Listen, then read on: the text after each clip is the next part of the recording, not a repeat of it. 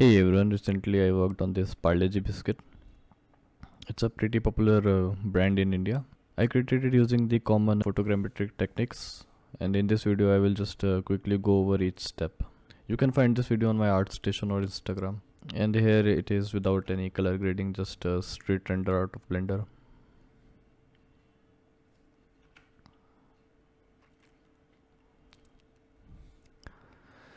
Like any photogrammetry project, this one also started with capturing images, a lot of them, and I actually failed 3 times in getting good result. This is the first attempt. As you can see, lighting was pretty okay, not very bad, nothing that can be fixed. But the issue with this capture was the similarity between a few images was not high enough for the software to align images. The first software I tried was the reality capture, and it failed pretty bad in aligning all of them. It gave 3 separate what we say type point batches, and I had to align them manually. Even after that, the result was pretty bad. But once I fed the same images in Agisoft Metashape, it gave pretty good result in a first try. Let me just show that real quick. That was the raw result out of Agisoft, and you can see out of 46 images it was able to align 39 only. The rest were too different to be aligned, and there must be some way to align them manually, but I thought the result is not very good enough for extra effort, so I left it at that and scanned it again on some other day. On that day I thought why not go closer and use macro lens, and those images look like this.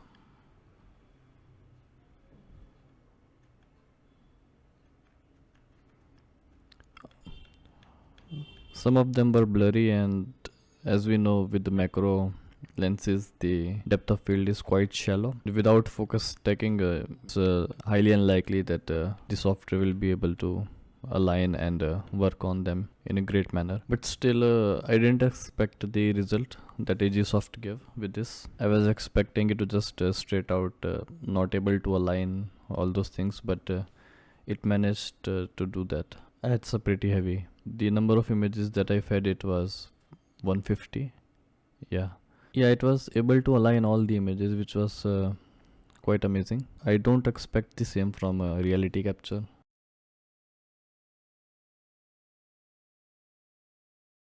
Still, the result was quite wonky, and I believe it is because of the shallow depth of field. So if you are planning to use a macro lens, just try to fix either your subject or camera. In photogrammetry, either of them should be still, and use photo stacking with that lens. Otherwise you will get something like this, a 60 million polygon mess. You can still work over it and fix a lot of things and make it look good, but the effort will be quite high.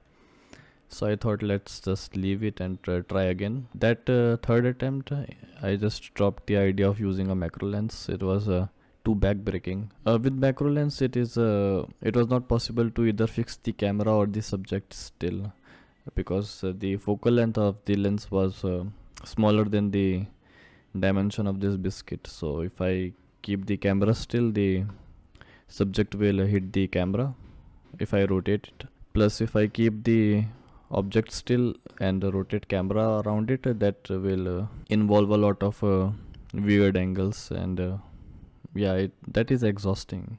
So this is the third attempt, and I kept as many things as possible in controlled conditions. Here's a video of me scanning it. So it's a pretty basic setup. A diffuse light from the outside, and this ring light to cover the shadows. The camera I am using to take this photo, that goes here, pixel 6, and then I just kept rotating it little by little. This approach was also not perfect. You can imagine there are few areas that are not getting covered by the fixed camera, but those areas were quite small. I thought I can just clone them out, and I was able to do that, so it worked out. Even with this approach, there were many problems down the line. The camera was not able to focus the whole biscuit at one time, so I had to use open camera and use focus stacking, and this is what it looks like. In focus stacking, same angle is captured at multiple focal lengths. So these are all the 200 images, and each set of 5 focus stacked image gave one focus stacked image. In the end, there are 40 images, and as you can see, all of them are very high quality. Considering my sensor size, that's pretty high quality after focus stacking. And each of them, you can see that there is no point in the biscuit which is not in the focus. Everything is almost as good as front and back. So this is why focus stacking was required. So once I fed all these images in Agisoft, the result came out like this. So as I expected, the tops and bottoms are ruined because they were not captured, but they were very similar to the sides of biscuit, so I was able to salvage that data and put it on top and bottom. That worked out surprisingly well. So the pipeline in Regisoft Metashape is pretty simple. You add the photos, then you align them, and assuming you followed the good practices, they will be aligned in one go, especially when the subject is small. When the subject is pretty huge, you might have to work with multiple chunks, but this was not that case. Once you align them, you get this tie points,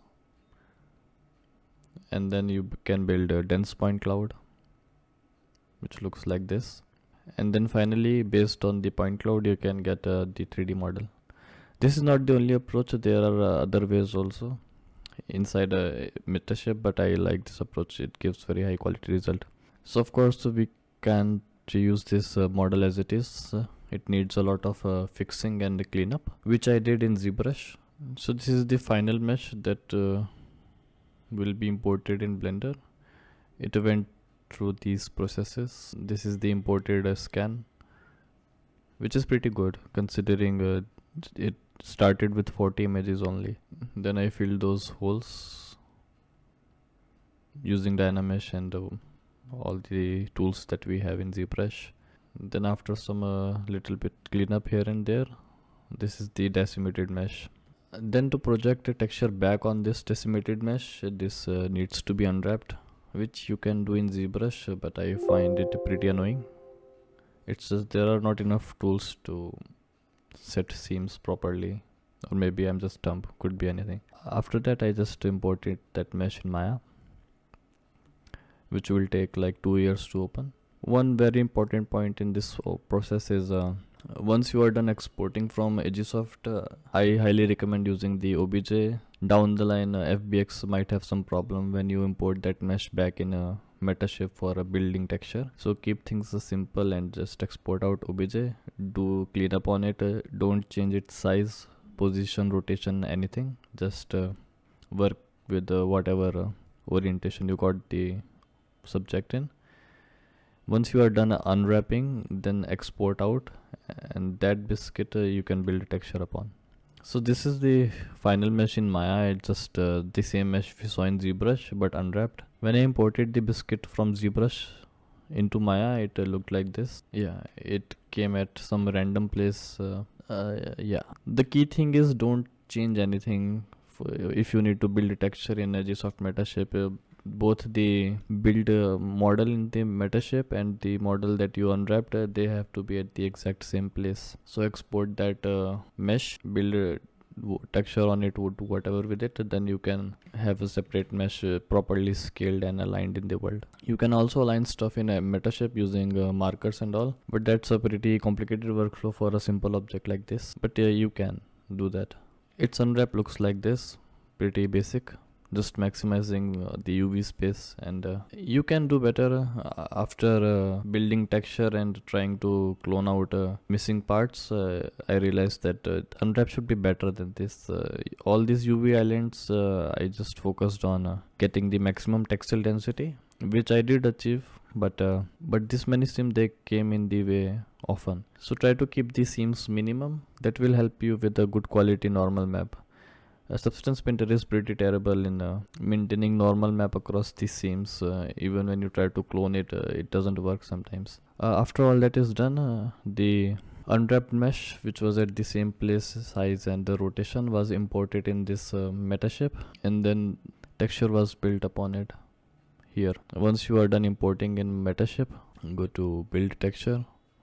For diffuse map, just choose images as source data and set your texture size. You can go with 4K.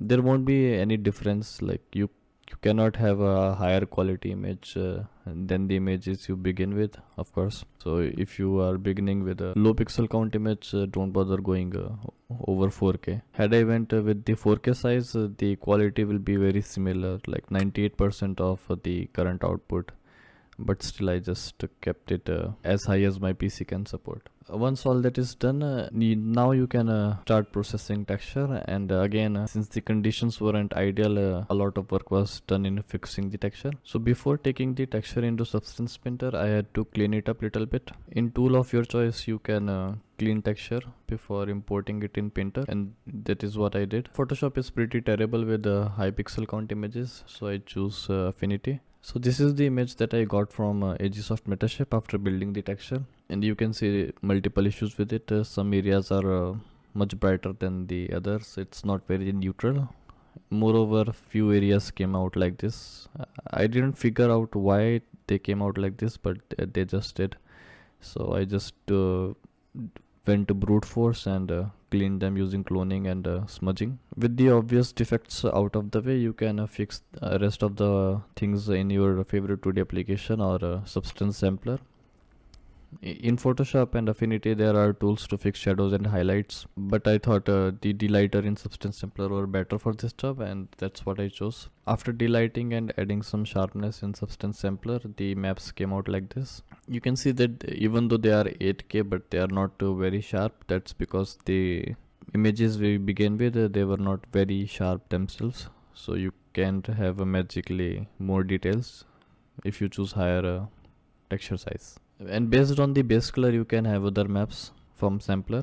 If your scan is very good, you can also get a normal map from Agisoft itself, but mine was pretty average, so I just kept it simple. All these three maps are extracted from base color. That is it. Once that is done, I was finally able to import them in Substance Painter. What you are seeing right now is the output out of Substance Sampler. It is pretty much equalized, but not 100%. That will be fixed in this painter file. Plus some areas are garbage because of missing images. So one by one I fixed all those issues, and from that we have this. As you can see, I have fixed most of the highlight and shadows issues using position maps. And remember I talked about having minimum number of seams. The reason was in this painter file I had to hide a lot of them. It's just cloning over the normal map doesn't fix the visual or direction of normals in such a way that they are hidden. Even in this result, which I am calling the final result, you can still find a few seams here and there which are obvious.